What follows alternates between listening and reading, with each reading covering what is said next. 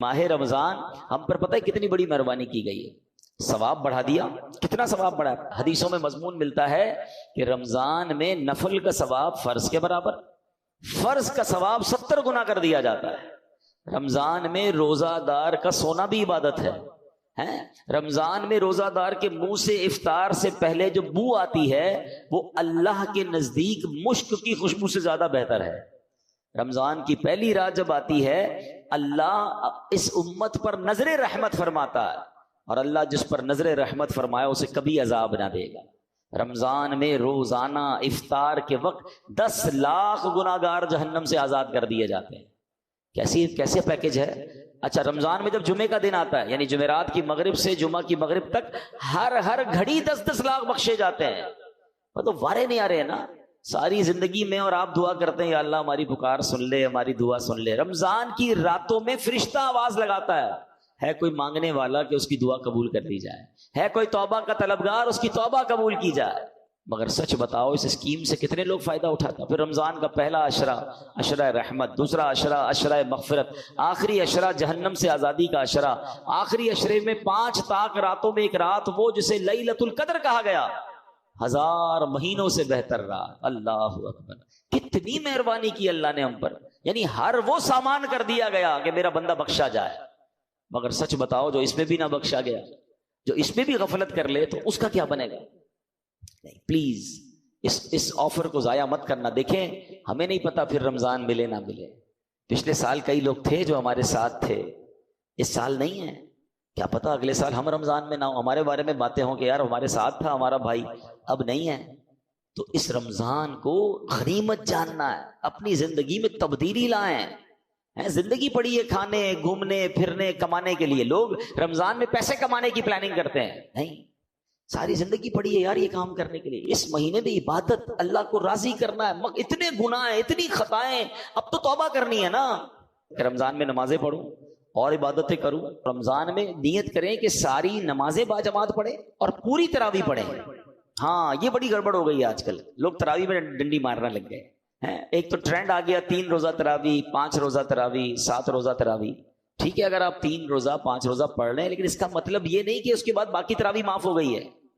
تراویح چاند رات تک، عید کی چاند نظر آنے سے پہلے پڑھنی ہے۔ جس دن چاند نظر آ گیا اس دن نہیں پڑھنی، باقی پڑھنی ہے، اور 20 رکعت پوری پڑھنی ہے کہ یہ سنت مؤکدہ ہے۔ اچھا اس کے علاوہ سمجھیے نا، حدیث پاک میں آتا ہے جس کا مضمون ہے کہ جو رمضان میں ایک سجدہ کرے اس کو ایک سجدے کے بدلے 1500 نیکیاں ملیں گی۔ ہر سجدے پر جنت میں سرخ یاقوت کا محل عطا فرمایا جائے گا، اور فرمایا ایک درخت ایسا اسے جنت میں دیا جائے گا، اس کا سایہ اتنا بڑا ہوگا، اس کی ڈائمنشن اتنی بڑی ہوگی کہ گھڑ سوار یعنی ہارس رائڈر 500 سال تک دوڑتا رہے اس کا سایہ ختم نہیں ہوگا، یا اتنا سایہ ہوگا۔ اب مجھے بتاؤ یہ ہر سجدے پر انعام ہے۔ مبارک ہونے جو پوری تراویح پڑھتے ہیں، 20 تراویح پڑھیں تو کتنے سجدے ہو گئے؟ 40 سجدے ہو گئے۔ 40 سجدے پر 1500 نیکیاں ملے تو 60,000 نیکیاں، 40 جنت کے گھر، 40 جنت کے درخت ملتے ہیں اس کو جو پوری تراویح پڑھتا ہے۔ اب کچھ لوگوں نے 8 پڑھ کے چلے جانا ہے تو خود سوچے کتنا بڑا لاس کر رہے ہو اپنا۔ جو پڑھتے ہی نہیں وہ خود سوچے میں کتنا، بلکہ میں تو کہتا ہوں صرف تراویح کیوں، تہجد پڑھنا رمضان میں آسان ہو جاتا ہے۔ بندہ جو ہے وہ سحری میں تو اٹھتا ہی ہے، تو 2 رکعت تہجد پڑھ لے، 4 رکعت پڑھ لے، 12 رکعت تک پڑھی جا سکتی ہے۔ اللہ بس توفیق دے، ذہن مل جائے۔ اور سحری کے وقت دعا کرنا یہ خاص دعا کی قبولیت کا وقت ہے۔ اللہ کریم قرآن مجید میں کیا ارشاد فرماتا ہے؟ وَبِالْأَسْحَارِ هُمْ يَسْتَغْفِرُونَ، اور رات کے آخری پہروں میں بخشش مانگتے ہیں۔ یہ نیک لوگوں کا وصف قرآن میں بیان کیا۔ سحری میں اٹھیں، ایک تسبیح استغفار کی بھی پڑھ لیں، استغفر اللہ استغفر اللہ استغفر، دعا کریں، اور پھر سحری کر لیں، 10 منٹ پہلے اٹھ جائیں نا۔ یعنی ایک سجدے پر اگر مجھے ایک جنت کا گھر مل رہا ہے، جنت کا درخت مل رہا ہے، 1500 نیکیاں مل رہی ہیں، تو کیوں سستی کرنی ہے؟ ساری رات گھومنا پھرنا، کرکٹ کھیلنا، پتہ نہیں کھانا پینا، اسی میں قوم لگی ہوئی ہے۔ نہ کریں ایسا، ساری زندگی آپ کھا پی سکتے ہیں، رمضان اس لیے نہیں ہے۔ پلیز اچھے کام بھی کروں، گناہوں سے بھی بچوں، تو انشاءاللہ میرا رب، اللہ کی رحمت سے امید ہے مجھے فلاح پانے والوں میں شامل۔ معراج شریف کی روایات میں ہے، معراج کے دولہ مکی مدنی مصطفیٰ صلی اللہ تعالی علیہ وسلم نے سدرۃ المنتہا کے قریب ایک فرشتہ دیکھا۔ آپ فرماتے لم ارا مثلہ، یعنی ایسا نرالا فرشتہ میں نے کبھی نہیں دیکھا، نبی پاک فرما رہے ہیں۔ تو آپ فرماتے ہیں کہ میں نے ایسا نرالا فرشتہ تو کبھی نہیں دیکھا تھا. یہ جب تسبیح کرتا تھا تو اس کی ایسی خوبصورت آواز تھی کہ اس آواز سے عرش بھی جھوم اٹھتا تھا. میں نے جبرائیل سے پوچھا ایو خلقی ھذا، اے جبرائیل یہ کون سی مخلوق ہے؟ عرض کی حضور یہ ایک فرشتہ ہے جو حضرت آدم علیہ السلام سے 2000 سال پہلے پیدا کیا گیا تھا. میں نے پوچھا اس سے پہلے یہ کہاں تھا؟ عرض کیا اللہ پاک نے عرش کے نیچے جنت میں ایک جگہ بنائی ہے، یہ وہیں ہوتا ہے. حضور آج آپ کے دیدار کے لیے حاضر ہوا ہے.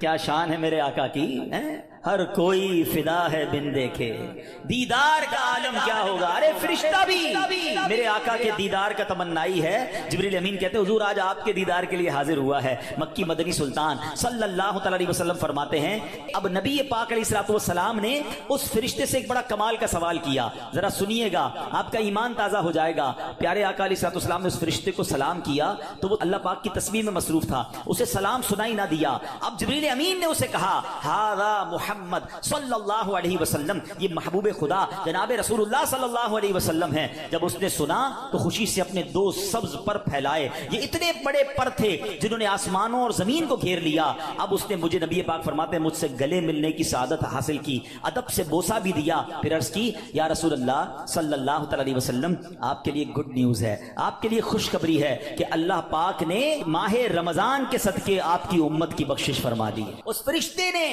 نبی پاک کو عرض کی کہ حضور آپ کی امت کو اللہ نے ماہ رمضان کے صدقے بخش دیا ہے. سبحان اللہ. نبی ہاشمی صلی اللہ علیہ وسلم مزید فرماتے ہیں اس فرشتے کے سامنے 2 صندوق رکھے ہوئے تھے جن پر ہزاروں تالے لگائے ہوئے تھے. میں نے پوچھا ان صندوقوں میں کیا ہے؟ اس فرشتے نے عرض کی ان صندوقوں میں آپ کی امت کے روزہ داروں کے لیے جہنم سے آزادی کے پروانے ہیں.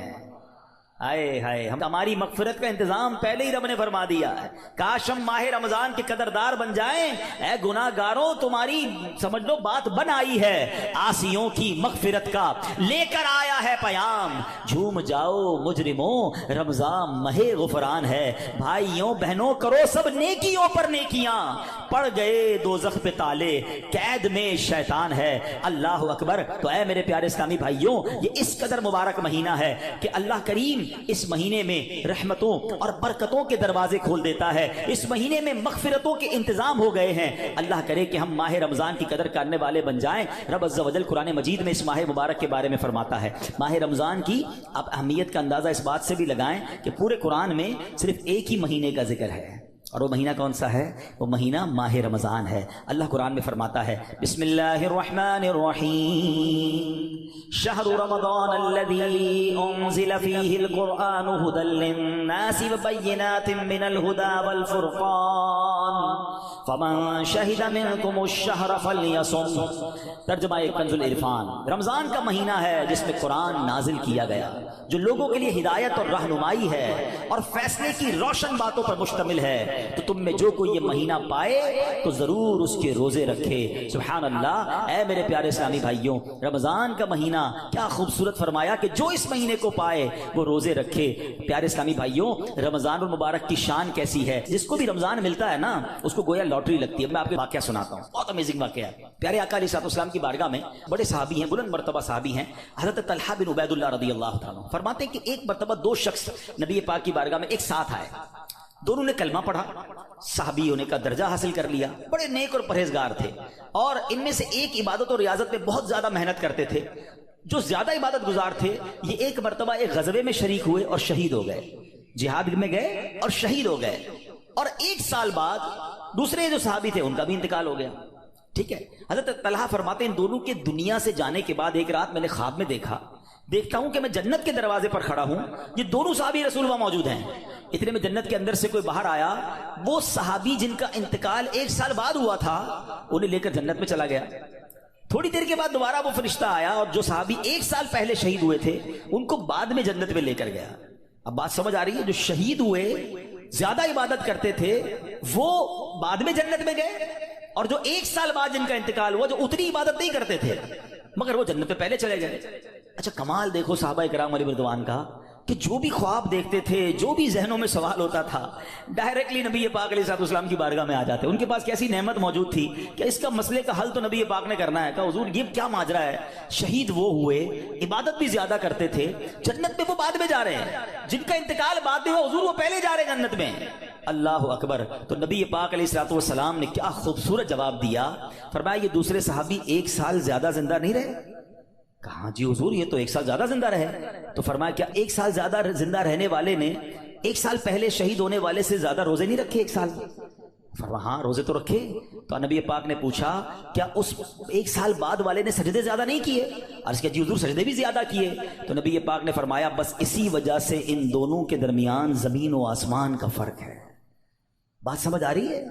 مومن اور نیک آدمی کی لمبی عمر یہ اس کے لیے بہت بڑی سمجھ لو فائدہ ہے کہ وہ جتنا جیتا ہے اتنے سجدے زیادہ کرتا ہے، اتنے رمضان اسے ملتے ہیں.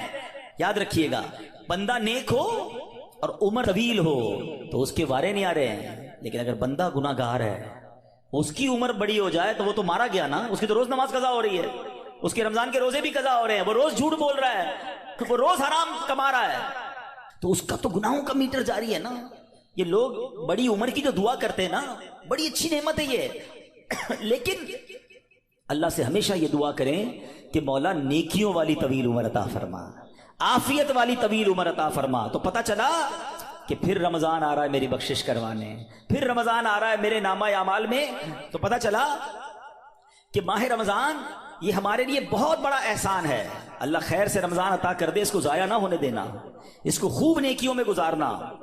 پچھلے گناہوں کی معافی کا ایک اور چانس دیا جا رہا ہے، مغفرت کا گویا ایک اور موقع آنے والا ہے. اللہ کرے کہ ہم اس کی قدر کرنے میں کامیاب ہو جائیں. یا خدا ہم عاصیوں پر یہ بڑا احسان ہے، یا خدا ہم عاصیوں پر یہ بڑا احسان ہے، زندگی میں پھر عطا ہم کو کیا رمضان ہے. یا الہی تو مدینے میں کبھی رمضان دکھا، یا الہی تو مدینے میں کبھی رمضان دکھا، مدتوں سے دل میں یہ عطار کے ارمان ہے. تو اے میرے پیارے اسلامی بھائیوں، کاش ماہ رمضان کی ہم قدر کرنے میں کامیاب ہو جائیں. آپ کو معلوم ہے ماہ رمضان آتا تھا نا تو میرے آقا اس کا بھرپور استقبال فرماتے تھے. دیکھیں ہمیں اگر اپنی آنے والی نسلوں تک یہ بات باقی رکھنی ہے کہ رمضان کی اہمیت رہے، ہمارے بچوں کو پتہ چلے، انہیں سارا سال انتظار رہے، تو ہمیں بھی ماہ رمضان کو سیلیبریٹ کرنا چاہیے. نبی پاک کیا کرتے، میرے آقا جب چاند نظر آتا نا سبحان اللہ تو پیارے آقا علیہ الصلوۃ والسلام قبلے کی طرف رک کر کے یوں دعا مانگتے. ذرا دعا دیکھیے گا کون سی ہے. آقا کی دعا کیا ہوتی؟ اللہم اہلہ علینا بالامن والامانہ والسلامۃ والعافیۃ المجللۃ ودفاع الاسقام والعون علی الصلاۃ والصیام والقیام وتلاوۃ القرآن. اللہم سلمنا لرمضان وسلمہ منا حتی ینقضی وقد غفرت لنا ورحمتنا وعفوت عنا. اے اللہ اس چاند کو ہم پر امن و امان، سلامتی، مکمل عافیت اور بیماریوں سے حفاظت کا ذریعہ بنا، اور نماز، روزے، عبادت اور تلاوت قرآن پر مدد کا سبب بنا.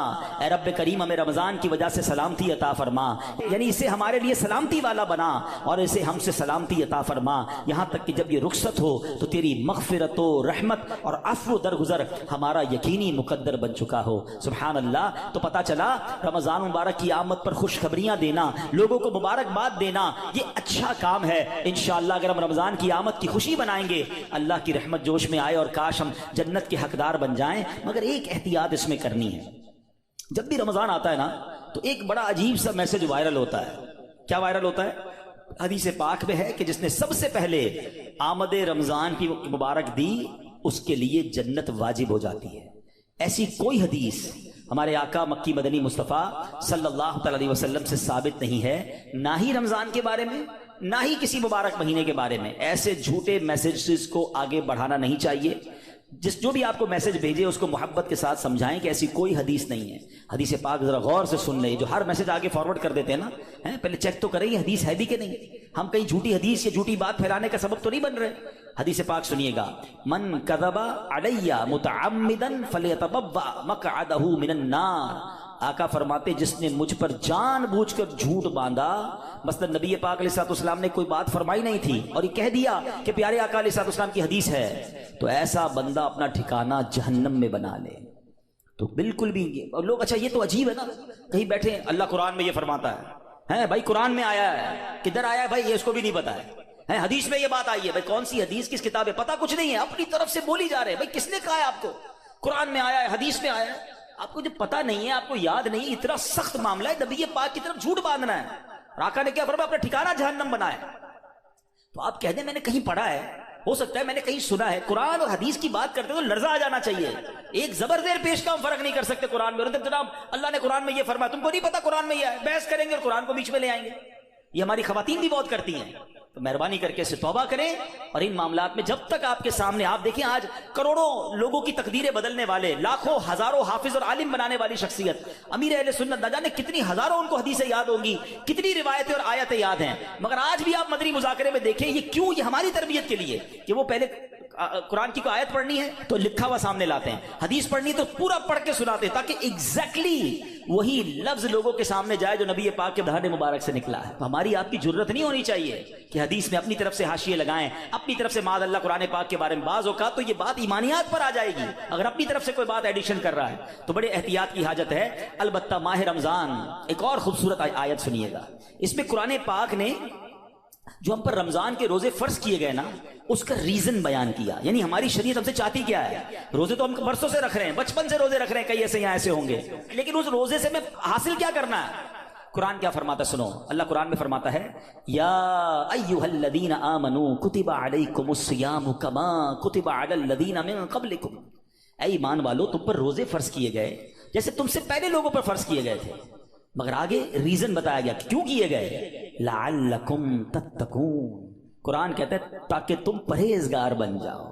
آج سمجھ لیں, میں اس موضوع کو تھوڑا اور مزید ڈیفائن کروں گا کہ روزے فرض ہونے کی وجہ قرآن نے کیا بیان کی, لعلکم تتقون, تاکہ تم پرہیزگاری اختیار کرو, تم پرہیزگار بن جاؤ. اس آیت کریمہ میں جو روزے کی اعلیٰ ترین حکمت اور بہت بڑا فائدہ بیان کیا گیا, ایکچولی اس میں چھپا ہوا ہے لعلکم تتقون, تاکہ تم پرہیزگار بن جاؤ. اے میرے پیارے اسلامی بھائیوں, پتہ چلا کہ مبارک مہینہ ہے جس میں ہمیں تقوی حاصل کرنا ہے.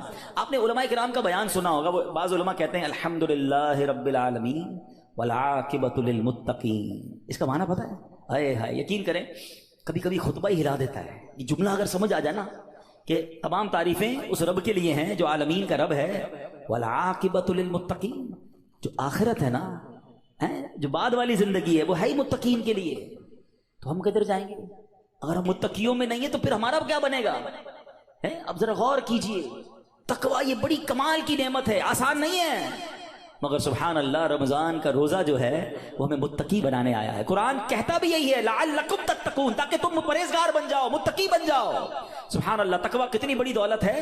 حضرت ابو سعید خدری رضی اللہ تعالیٰ عنہ سے روایت ہے, رسول اکرم نور مجسم شفیع معظم صلی اللہ علیہ وسلم نے ایک صحابی کو نصیحت کرتے ہوئے فرمایا علیک بتقوی اللہ فانہ جماع کل خیر, تم پر تقوی لازم ہے کہ بے شک تقوی تمام بھلائیوں کا مجموعہ ہے. تمام بھلائیوں کا کمبینیشن کیا ہے, وہ تقوی ہے. حجت الاسلام امام محمد غزالی فرماتے ہیں اے عزیز تجھے جاننا چاہیے کہ تقوی ایک نایاب خزانہ ہے. اگر تم اس خزانے کو حاصل کرنے میں کامیاب ہو گئے تو تم بہت بڑی کامیابی حاصل کر لو گے. یوں سمجھو کہ دنیا اور آخرت کی تمام بھلائیاں تقوی میں جمع کر دی گئی ہیں. اور وہ تقوی کیسے ملے گا, وہ روزے سے ملتا ہے. اگر بندہ صحیح معنوں میں روزہ رکھ لے تو انشاءاللہ وہ تقوی اختیار کر لے گا. تو اے میرے پیارے اسلامی بھائیوں, اب ذرا غور کیجئے, ایکچولی رمضان کو نئی زندگی پانے کا مہینہ قرار دیا گیا. یہ بڑی کمال کی بات سنیے گا, شاید آپ کو حیرانی ہوگی کہ صوفیہ کرام کے مطابق انسان 2 مرتبہ پیدا ہوتا ہے.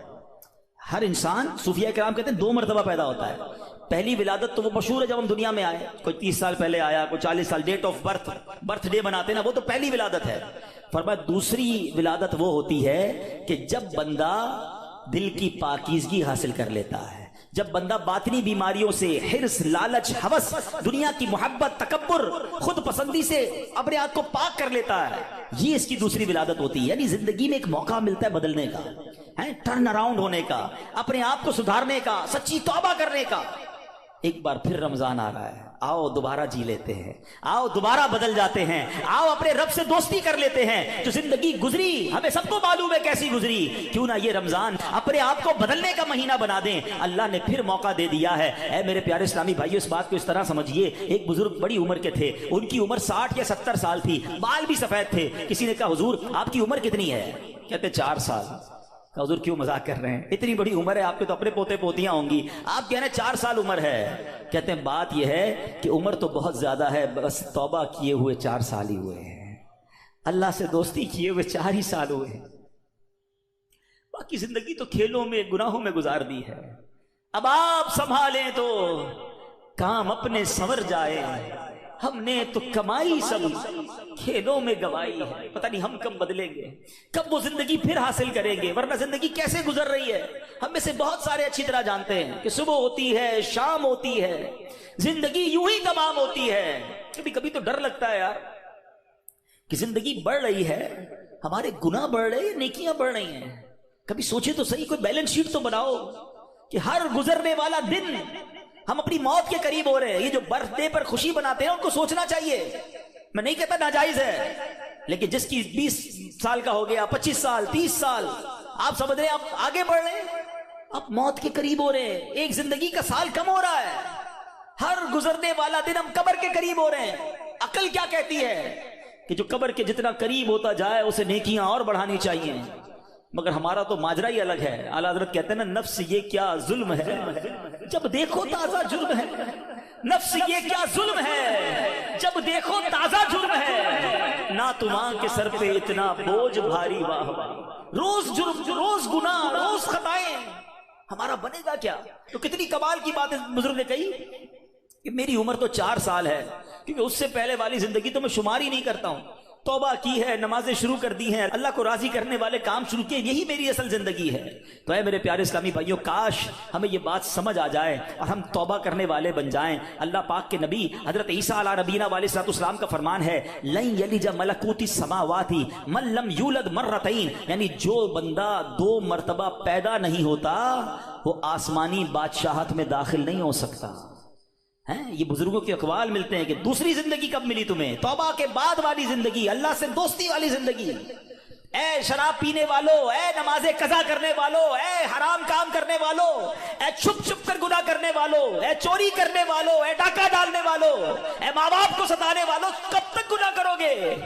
आओ वो महीना आ रहा है जिस महीने में हमें रब से दोस्ती करनी है, जिस महीने में हमारे दुश्मन, अरे हमें बहकाता कौन है, इब्लीस ना, शैतान। उसी शैतान को तो रमजान में बंद कर दिया जाता है। कितना हमारे लिए काम आसान हो गया, बहकाने वाला ही बंद है। अब तो तौबा कर लो, अब तो रब से दोस्ती कर लो, अब तो अपनी लाइफ को रिवाइव करके दिशाते सानिया एक नई जिंदगी हासिल कर लो कि चलो इस रमजान से पहले वाली जिंदगी दूसरी, और अब जिंदगी अलग है, अब अल्लाह की रिजा वाली जिंदगी, अब सजदों वाली, अब नमाज वाली, अब हलाल वाली जिंदगी होगी। आपने 2 सहाबी के वाकयात सुने, 1 साल जिंदा रहे ज्यादा, वो शहीद से आगे बढ़ गए, क्योंकि वो 1 साल उन्होंने सजदों में, नमाजों में, रोजों में गुजारा। हमारा हर साल हमारे न जाने कितने गुनाहों में इजाफा करता होगा, हमें ये गौर करना चाहिए।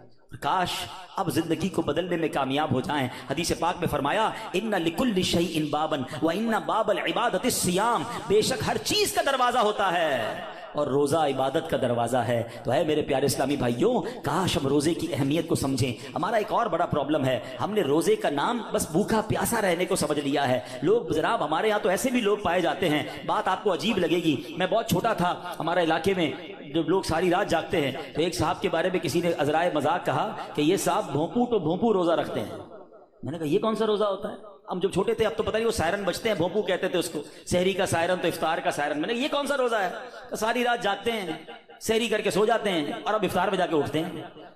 तो ना जोहर पड़ी, ना असर पड़ी, मगरिब का भी पता नहीं है, ये कौन सा रोजा है।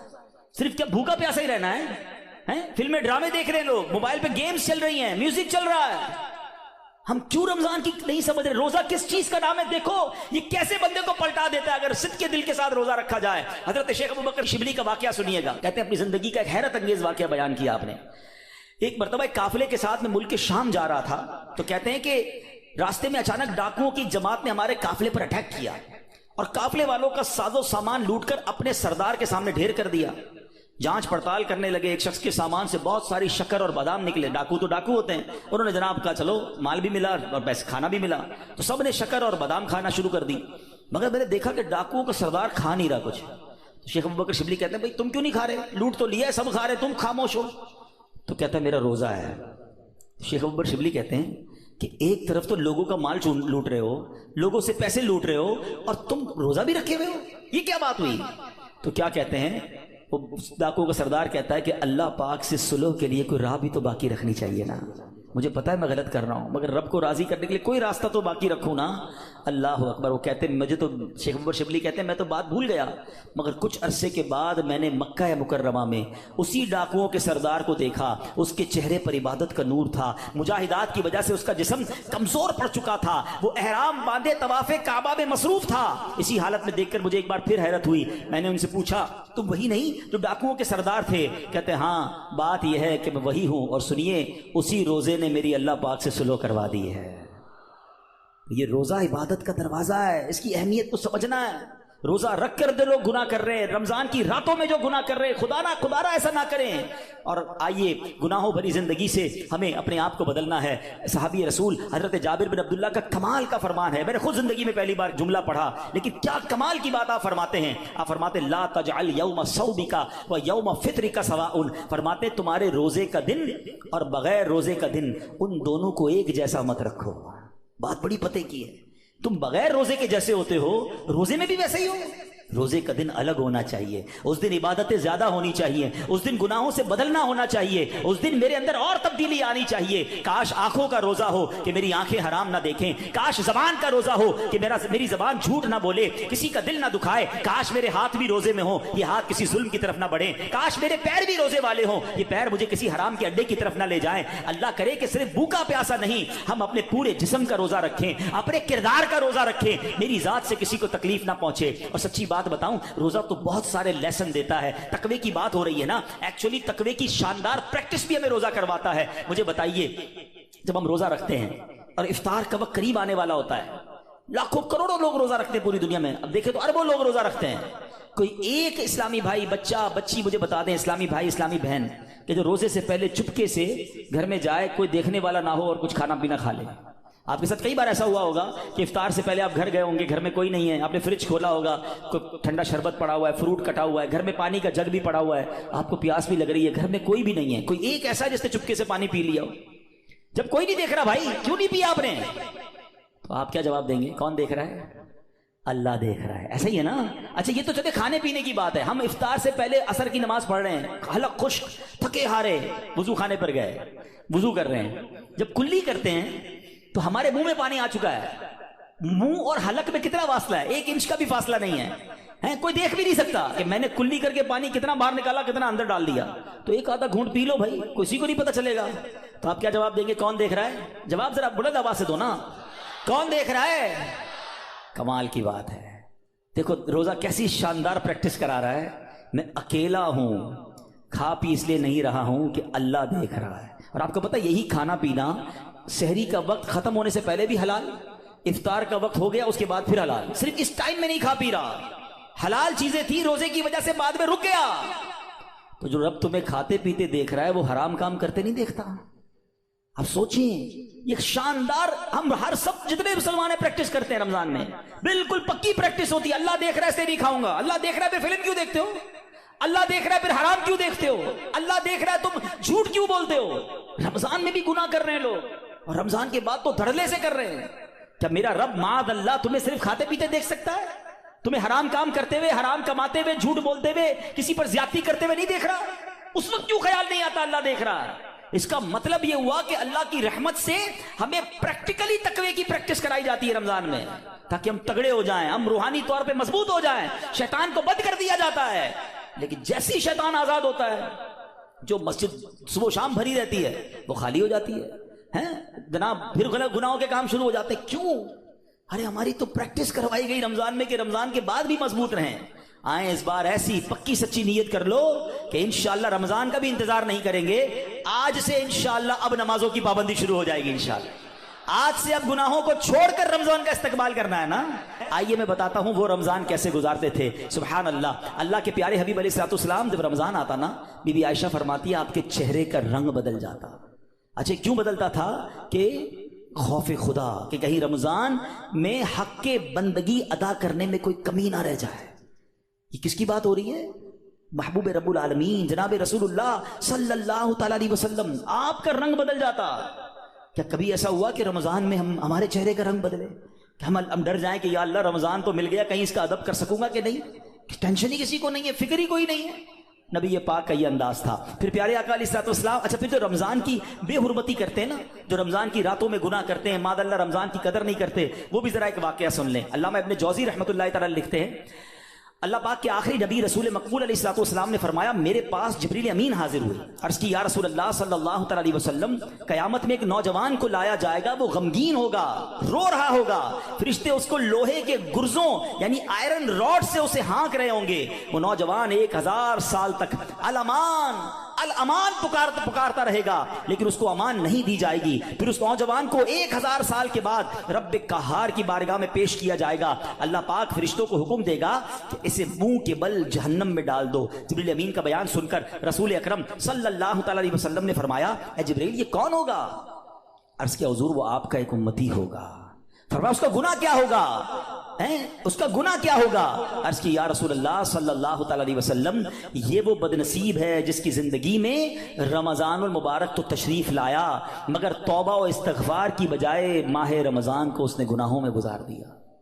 رمضان میں گناہ نہیں کرنے، یہ بات سمجھ لو. آج میرے پیارے اسلامی بھائیوں، بات بڑی سمجھنے والی ہے. مجھے ایک بات بتائیں، کوئی کہیں بھی گناہ کرے، گناہ ہوتا ہے، غلط ہے، مگر کوئی مکہ پاک میں جا کے گناہ کرے، حدود حرم میں جا کے گناہ کرے، ایک گناہ 1,00,000 گناہ کے برابر ہو جاتا ہے، سزا زیادہ ہو جاتی ہے. آپ کی مسجد کے باہر روڈ پہ کھڑے ہو کے معاذ اللہ کوئی گالی نکالے، حرام، لیکن مسجد کے اندر آ کر نکالے، آپ کیا کہیں گے؟ خدا کا خوف کرو اللہ کے گھر میں.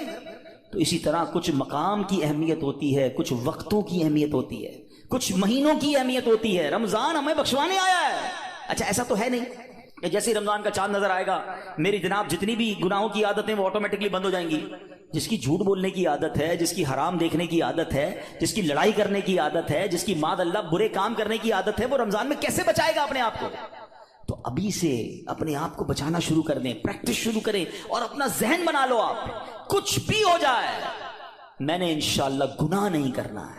رمضان میں اپنے آپ کو گناہوں سے بچانا ہے. میرا موبائل اگر گناہوں کی طرف لے جاتا ہے، مجھے موبائل نہیں چاہیے. میں بھلے وہ چھوٹا والا موبائل لے لوں، یا کم از کم یہ پیجز اور یہ بہت سارے جو سافٹ ویئر اپنے موبائل سے نکال دوں، کیونکہ کہیں میرا موبائل ہی مجھے گناہ نہ کروا دے. مجھے نہیں کھولنا ٹی وی اگر میرے ہاتھ سے ریموٹ ہاتھ میں آتا ہے اور میں کچھ غلط چیز دیکھتا ہوں. مدنی چینل دیکھیں، سبحان اللہ. ہر اس دوستی سے، ہر اس کمپنی سے، ہر اس صحبت سے مجھے بچنا ہے کہ جہاں بیٹھتا ہوں تو غیبتیں ہوتی ہیں، جہاں بیٹھتا ہوں تو جناب گناہ ہوتے ہیں. مجھے نہیں جانا بھائی. ایک گناہ اور 1 سال کے اعمال برباد. پتہ چلا لوگ رمضان میں نیکیاں کر کے بخشش پا رہے ہوں اور میں اپنی بری عادتوں کی وجہ سے مار کھاؤں. یہ بہت سخت عذاب ہے. دیکھیں آپ نے سنا نا کہ 1000 سال تک وہ الامان الامان پکارتا رہے گا، مگر اس سے اس کی پکار نہیں سنی جائے گی. دھارا یہ مہینے میں قدر کرنی ہے. یہ مہینہ میری اور آپ کی بخشش کے لیے آیا ہے. یہ ہمارے اعمال نامے کو بہت زیادہ انشاءاللہ امپروو کرنے کے لیے آیا ہے. اللہ کرے کہ ہم اس مہینے کے بارے میں سوچیں. ایک اور انداز میرے آقا کا کیا تھا؟ بی بی عائشہ صدیقہ رضی اللہ تعالیٰ عنہا فرماتی ہیں، جب رمضان کا مہینہ تشریف لاتا تو پیارے آقا علیہ الصلوۃ والسلام عبادت پر کمر باندھ لیا کرتے ہیں. نبی پاک عبادت تو ویسے بھی بڑی فرمایا کرتے تھے، مگر رمضان میں اسپیشل میرے آقا علیہ الصلوۃ والسلام اور زیادہ عبادت کرتے، نوافل بڑھا دیتے، ذکر و اذکار بڑھا دیتے، دعائیں بڑھا دیتے. تو ہمیں بھی رمضان میں پلان کرنا ہے کہ میں نے انشاءاللہ تلاوت قرآن کرنی ہے، میں نے رمضان میں اتنے نوافل پڑھنے ہیں، میں نے انشاءاللہ اتنے درود پڑھنے ہیں، میں نے آپ فضول کاموں سے بچنے لگ جائیں، آپ کی ویسے ہی ٹائم میں بڑی برکت ہو جانی ہے. اچھا رمضان المبارک میں پیارے آقا کا ایک اور انداز، نبی پاک رمضان میں 20 رکعت تراویح پڑھتے تھے. یاد رہے، کچھ لوگ 20 رکعت میں ڈنڈی مار رہے ہوتے ہیں، وتر بھی ادا فرماتے، 20 رکعت پوری ادا فرماتے. پیارے آقا نے 20 رکعت تراویح، نبی پاک نے نماز تراویح با جماعت پابندی سے ادا نہ فرمائی، صرف 2 دن ادا کی. اور پھر سبحان اللہ ہم پر کتنی بڑی مہربانی کی. آپ فرماتے کہ اگر اس پر پابندی کی گئی تو فرض ہو جانے کا اندیشہ ہے، میری امت کے لیے دشوار ہو جاتی، اس لیے آپ نے جماعت کی پابندی نہ فرمائی. البتہ 20 رکعتیں نبی پاک نے پڑھی. اور پھر آپ کے بعد حضرت عمر رضی اللہ تعالیٰ عنہ نے باقاعدہ 20 رکعت نماز تراویح کی جماعت کا اہتمام کیا. تو آج پوری دنیا میں مسلمان تراویح پڑھتے ہیں، مگر وہ لوگ ایک نیا ٹرینڈ چلا ہے، 3 روزہ تراویح، 5 روزہ تراویح، 7 روزہ تراویح. غلط نہیں ہے یہ، مگر اس میں ایک احتیاط یہ کرنی ہے کہ جو بھی لوگ یہ انتظام کرتے ہیں وہ حافظ صاحب سے بھی کہہ دیں، اور حافظ صاحب سے بھی میری گزارش ہے کہ پراپر قرآن پڑھیں. ہم قرآن سننے کے لیے جمع ہوتے ہیں، کوئی ایوارڈ نہیں چاہیے کہ جناب ماشاءاللہ 4 پارے بھی پڑھ رہے ہیں اور 10 بجے فارغ بھی کر رہے ہیں، بڑے اسپیڈ میں پڑھتے ہیں. وہ اسپیڈ میں پڑھ رہے ہیں، قرآن پڑھنے کا ثواب مل بھی رہا ہے کہ نہیں؟ ٹھیک ہے نا، کچھ سمجھ ہی نہیں آ رہا تلاوت کیا ہو رہی ہے. تو یہ کوئی ریس نہیں لگی ہوئی، اللہ کا کلام ہے، اس کے آداب ہیں، اس کی جناب کوئی طریقہ کار ہے، اس کی پروناؤنسیشنز ہیں. بعض اوقات مخارج کی غلطی اور صحیح طریقے سے نہ پڑھنا ثواب کی بجائے گناہ ہوتا ہے. تو پڑھنے والے بھی احتیاط کریں اور ایسی جگہ ہی جا کر پڑھیں کہ جہاں صحیح معنوں میں صحیح تلفظ کے ساتھ تلاوت ہوتی ہو. لیکن اگر کوئی 3 روزہ 5 روزہ 7 روزہ تراویح پڑھتا ہے ٹھیک ہے, اگر صحیح تلاوت ہوئی اور آپ کی نماز ہو گئی اوکے, عاشقان رسول کے ساتھ آپ نے پڑھی ماشاءاللہ. لیکن اس کا مطلب یہ نہیں کہ آپ نے 3 روزہ ختم قرآن کر لیا, 5 روزہ ختم قرآن کر لیا, پورا مہینہ چھٹی ہو گئی. چاند رات تک, جب تک چاند نظر نہیں آتا اس سے پہلے آپ نے روزانہ تراویح پڑھنی ہے. سنت موقدہ ہے. کچھ لوگ سمجھتے تراویح نہیں پڑھی تو کوئی گناہ نہیں ہے. نہیں, تراویح سنت موقدہ ہے. سیدی اعلیٰ حضرت فرماتے ہیں سنت موقدہ کے ترک کی عادت بنا لینا گناہ ہے. اور میں نے آپ کو پہلے بتایا آج بیان کے شروع میں, ہر سجدے پر 1500 نیکیاں ہیں, تو سستی تو کرنی نہیں ہے. 20 رکعتوں کے بعد تراویح کے وتر کے بعد نفل بھی پڑھنے, اللہ کرے سحری میں اٹھے تو تہجد بھی پڑھیں, ہر سجدے پر نیکیاں ہیں. تو ہمیں تو اور عبادت کرنی ہے, نہ کہ عبادت سے جی چرانے کے, دور بھاگنے کے فارمولے اختیار کریں. نبی پاک کا ایک اور بڑا پیارا انداز, جبریل امین پیارے آقا کے پاس آتے نا تو نبی پاک جبریل امین کے ساتھ قرآن کا دور فرمایا کرتے. ہائے ہائے, ہم میں سے بہت سارے وہ لوگ ہیں جو تلاوت کرتے ہیں, اچھی بات ہے, مگر یہ دور والی سنت بھی عمل ہونی چاہیے. 2 دوست بیٹھ جائیں, میں پہلے آپ کو قرآن سناتا ہوں پھر آپ سنائیں, اللہ کرے زبانی یاد ہو تو زبانی سنائیں, ورنہ پڑھ کے سنا دیں. گھر میں میاں بیوی کر سکتے ہیں, باپ بیٹا کر سکتے ہیں, بھائی بہن, پردے کے جو بھی معاملات فیملی کے ہیں وہ دیکھ کر اگر گھر میں بھی اپنے ساتھ بیٹھ کر دور کریں اور یاد کریں وہ کیسا منظر ہوگا جب جبریل امین اور نبی پاک قرآن کا دور فرمایا کرتے. اور ایک خاص کام نبی پاک کا یہ ہوتا کہ رمضان میں, ویسے تو میرے آقا سے بڑھ کر سخی کون ہے, مگر رمضان میں میرے آقا خوب سخاوت فرماتے, ہر آنے والے کو عطا فرماتے. راوی لکھتے ہیں ایسی سخاوت ہوتی کہ جیسے تیز آندھی چلتی ہے اس سے زیادہ نبی پاک کی سخاوت جو ہے وہ جاری رہتی. تو ہمیں بھی چاہیے کہ ماہ رمضان میں ہم سخاوت کریں, اپنے دسترخوان کو بھی وسیع کریں, اور لوگوں تک بھی جناب جو مسلمان پریشان ہیں ان تک جناب آپ مدد پہنچائیں, یہاں جس سے جتنا بن سکے. ایک بات یاد رکھیے گا, جب بھی بات سخاوت کی آتی ہے نا تو ذہنوں میں یہ بات آتی ہے کہ جناب یہ تو امیروں کا کام ہے. یہ بھول ہے ہماری. سخاوت جو ہے نا وہ ایکچولی دل کی غنا کا نام ہے. کوئی بے شک 1 روپیہ دے اللہ کی راہ میں اخلاص کے ساتھ دے, اپنی حیثیت کے مطابق دے رہا ہے, ہو سکتا ہے اس کا 1 روپیہ کسی کے لاکھ روپے سے بڑھ جائے. تو اللہ کی بارگاہ میں دل دیکھا جاتا ہے. یہ نہ دیکھو میں کتنی کوانٹٹی دے رہا ہوں, مگر آپ یہ سوچ لو کہ اپنی حیثیت کے مطابق میں نے سخاوت کرنی ہے. اور ویسے ہی لوگ بڑے پریشان ہیں, یہ دن ہے سخاوت کرنے کے. کسی کا دسترخوان اچھا کر دیں, کسی کی جناب افطاری سحری اچھی کر دیں, کسی کے بچوں کی عید اچھی کر دیں. ہمارا ایک اور بڑا پرابلم ہے کہ بعض اوقات ہم روڈ پر مانگنے والوں کو تو بہت کچھ دے رہے ہوتے ہیں, لیکن گھروں میں لوگ بڑے پریشان ہیں. تو ہمیں سفید پوش لوگوں کو تلاش کر کے, اچھا اب یہ بھی جب کہتا ہوں تو لوگ کہتے ہیں یار سفید پوش کہاں سے ملیں گے. بھائی آج کے دور میں جس کی آمدنی 40-50 ہزار سے کم ہے وہ پریشان ہی ہے, وہ ہینڈ ٹو ماؤتھ ہے, اس کا پورا نہیں ہو رہا. اللہ نے اگر کسی کو نوازا ہے تو بن مانگے. ایک بڑا عجیب انداز بھی آج ہو گیا ہے, بھائی کوئی ضرورت ہو تو مانگ لینا. کہاں سے مانگے گا جس نے ساری زندگی جمعے کی نماز پڑھ کے خود ہی کچھ نہ کچھ چندہ دیا تھا, اب اس کے پیسے کم ہو گئے ہیں, وہ کیسے مانگے گا؟ کبھی مانگا ہی نہیں اس نے. آپ کیوں کسی کو مانگنے پر مجبور کر رہے ہیں کہ مجھ سے مانگ لینا میں دے دوں گا؟ نہیں, مجھے اور آپ کو رب بن مانگے دے رہا ہے. ہم لوگوں کو کہہ رہے ہیں ہم سے مانگے. ہم خود دیکھ لینا ہمارے ملازمین میں, ہمارے پڑوسیوں میں, ہمارے رشتہ داروں میں جو اس لیول کے لوگ ہیں, اور اگر اللہ نے آپ کو دیا ہے تو بن مانگے دینے کی عادت ڈالیں. خوشی خوشی ان کے گھر پہ سامان بھجوا دیں, راشن بھجوا دیں, کیش بھجوا دیں. ان کے چہرے پہ مسکراہٹ آپ دیکھیے گا. کبھی زندگی میں وہ نہیں مانگیں گے, وہ قرضہ لے لیں گے مگر کبھی کسی سے مانگیں گے نہیں, کیونکہ مانگنا ان کو کبھی آیا ہی نہیں. اللہ ان کو کبھی مانگنے کی نوبت میں نہ لائے, اللہ ہمیں بھی نہ لائے. اللہ سے ہم دعا کرتے ہیں کہ اے مولا ساری زندگی دینے والا بنائی رکھنا, کبھی مانگنے کی نوبت نہ آئے. اللہ ہاتھ اوپر والا عطا فرما, کبھی پھیلانے والا ہاتھ عطا نہ فرما. اللہ کے آگے ہاتھ پھیلائیں گے, اللہ کبھی مخلوق کے سامنے یہ نوبت نہ لائے. لیکن ہمیں بھی یہ خیال رکھنا چاہیے کہ جن کو اللہ نے نوازا ہے وہ اپنے مسلمان بھائیوں کی خیر خواہی کریں. تو بہرحال میرے پیارے اسلامی بھائیوں, باتیں تو بڑی ہوئی کہ ماہ رمضان میں گناہوں سے بچنا ہے, ماہ رمضان میں عبادت کرنی ہے, ماہ رمضان میں تلاوت کرنی ہے, ماہ رمضان کے ایک ایک لمحے کو استعمال کریں. جیسا کہ میں نے کہا کہ افطار کا وقت بڑا مبارک ہے, اس وقت دعائیں کریں. تہجد پڑھنا بڑا آسان ہو جاتا ہے رمضان میں. جب بھی سحری کے لیے اٹھیں آپ پہلے وضو کر کے کم از کم 2 رکعت پڑھیں, کچھ دیر دعا کریں, خاص قبولیت کا وقت ہے, اور پھر آپ سحری وغیرہ گھر والے مل کر کر لیں. اور سبحان اللہ, پاکستان میں تو ایک اور بڑی نعمت ہمیں یہ حاصل ہے کہ دعوت اسلامی نے وہ کمال کیا, اللہ سلامت رکھے میرے پیر و مرشد کو, کیا شاندار طریقہ دیا ہے کہ جس سے ممکن ہو کہ مجھے رمضان میں گناہ نہیں کرنے. جو یہ چاہتا ہے کہ پورا رمضان میں برکتوں والا پالوں, تو کیا شاندار فارمولہ دیا کہ پورے مہینے کا اعتکاف دعوت اسلامی نے کئی سالوں سے شروع کیا ہوا ہے, اور ہزاروں ہزار اسلامی بھائی دنیا بھر میں پورے مہینے کے اعتکاف میں بیٹھتے ہیں. اور عالمی مدنی مرکز کے اعتکاف کی تو کیا بات ہے, دنیا کے کتنے ملکوں سے لوگ آتے ہیں, اور قبلہ شیخ طریقت امیر اہل سنت بھی وہاں جلوہ فرما ہوتے ہیں. تو آپ میں سے جن سے بن پڑے زندگی میں کوئی ایک رمضان تو ایسا ہو کہ ہم پورا مہینہ اللہ کے گھر میں بیٹھ جائیں, اور پھر اعتکاف کی تو کیا شان ہے. ہے, نبی پاک فرماتے ہیں من اعتکف ایمانا و احتسابا غفر له ما تقدم من ذنبه. آقا فرماتے ہیں جو ایمان کی حالت میں ثواب حاصل کرنے کے لیے اعتکاف کرے اس کے پچھلے سارے گناہ معاف کر دیے جاتے ہیں. تو آخری عشرے کے اعتکاف کی تو شان ہی نرالی ہے, پورا مہینہ نہیں تو آخری عشرے کا اعتکاف کریں. کیوں کہ ایک رات ہے, ہاں وہ بڑی کمال کی رات ہے. قرآن پاک میں رمضان کا تو ذکر آیا نا, اس رات کے لیے تو پوری سورت آئی ہے, سورہ قدر کے نام سے. ہمارے آقا کتنے مہربان ہیں, یہ نہ فرمایا کہ پورے سال میں کبھی بھی لیلۃ القدر آ جائے, پورا سال ڈھونڈنا پڑتی. یہ بھی نہ فرمایا کہ پورے رمضان میں کوئی بھی رات لیلۃ القدر ہے تلاش کرو, پورا مہینہ ڈھونڈنا پڑتا. فرمایا رمضان کے آخری عشرے کی 5 طاق راتوں میں سے ایک رات لیلۃ القدر ہے, اسے تلاش کر لو. حدیث کا مضمون ہے. تو پھر اسی لیے اعتکاف کیا جاتا ہے کہ 10 دن اگر ہم مسجد میں ہیں تو جو بھی رات شب قدر ہوگی وہ ہمیں حاصل ہو جائے گی. تو ممکن ہو سکے تو رمضان کے آخری عشرے کا اعتکاف کر کے لیلۃ القدر کی برکتیں حاصل کریں. رب کریم سے پھر دعا ہے, اے مولا ہمیں صحت کے ساتھ عافیت کے ساتھ ماہ رمضان نصیب فرما, پورے روزے رکھنا نصیب فرما, پوری تراویح پڑھنا نصیب فرما, اور جو بخشے جائیں اے اللہ ان بخشے ہوں کے صدقے ہم گناہ گاروں کی بھی بخشش فرما. الحمدللہ ماہ رمضان میں لوگ اپنی زکوٰۃ اپنے عطیات دیتے ہیں. پہلے اپنے غریب رشتہ داروں کا خیال رکھیں, اور اس کے بعد میری گزارش ہے عاشقان رسول کی عظیم تحریک دعوت اسلامی, وہ تنظیم جس نے دنیا بھر میں کمال کر دکھایا ہے, لاکھوں لاکھ حافظ قرآن اور جناب ناظرہ قرآن پڑھنے والے فارغ کیے. تو اپنی زکوٰۃ میں, اپنے عطیات میں, رمضان میں جو عید کا فطرہ دیں, ان تمام چیزوں میں دعوت اسلامی کو ضرور آپ نے اس کو کنسیڈر کرنا ہے, اس کا ساتھ دینا ہے. اللہ کریم سے دعا ہے کہ رب کریم ہمیں اپنی دعوت اسلامی کا دل کھول کر ساتھ دینے کی توفیق عطا فرمائے. صلو علی الحبیب